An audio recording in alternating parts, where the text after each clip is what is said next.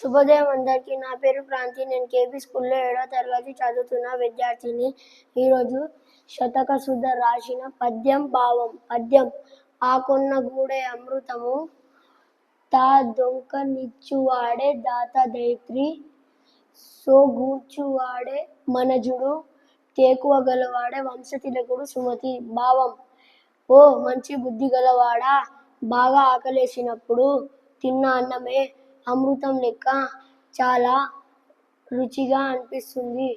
వెనదీయకుండా దానం చేసినవాడే ఈ భూమి మీద నిజమైన దాత. కష్టాన్ని ఓర్చుకునేవాడే మనిషి. ధైర్యవంతుడైన తన వంశానికి పేరు తెస్తాడు. ధన్యవాదాలు.